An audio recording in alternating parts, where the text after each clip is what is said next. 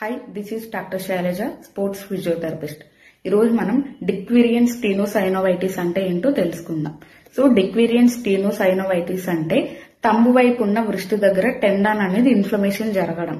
అంటే మన బొటన వేలు వైపు ఉన్న మణికట్టు దగ్గర టెండాన్ అనేది ఇన్ఫ్లమేషన్ జరుగుతుంది.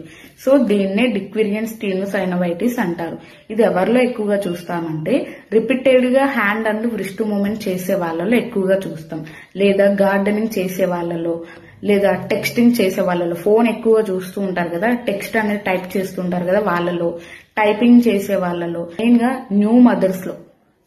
న్యూ మదర్స్ అంటే డెలివరీ తర్వాత పిల్లల్ని ఎత్తుకుంటారు కదా న్యూ మదర్స్, వాళ్ళలో ఎక్కువగా చూస్తాం అన్నమాట.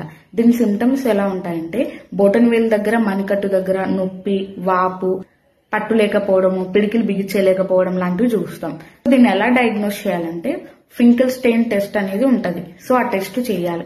ఆ టెస్ట్ పాజిటివ్ అయితే మీకు డిక్విరియన్ స్టీనోసైనోవైటిస్ అనేది ఉందని అర్థం. సో దీనికి ఫిజియోథెరపీ ట్రీట్మెంట్ ఏం చేయాలి? ఫస్ట్ రెస్ట్ ఇవ్వాలి, తర్వాత ఐసింగ్ అనేది అప్లై చేయాలి. రోజుకు 2-3 సార్లు ఐస్ అప్లై చేయాలి. తర్వాత బొటన వేలుకి స్ప్లింట్ అనేది వేయాలి. వీటితో పాటు కొన్ని స్ట్రెచ్చింగ్ అండ్ స్ట్రెంథనింగ్ ఎక్సర్సైజ్ చేయించాలి. అంటే thumb abduction stretch and thumb extension stretch, wrist ulnar deviation exercise చేయించాలి. అండ్ కొన్ని ఎర్గోనమిక్స్ ఫాలో అవ్వాలి. అంటే మీరు చేతి పని ఎక్కువ చేసే వాళ్ళైతే మీరు చేసే పనిలో కొన్ని మార్పులు అనేది చేసుకోవాలి.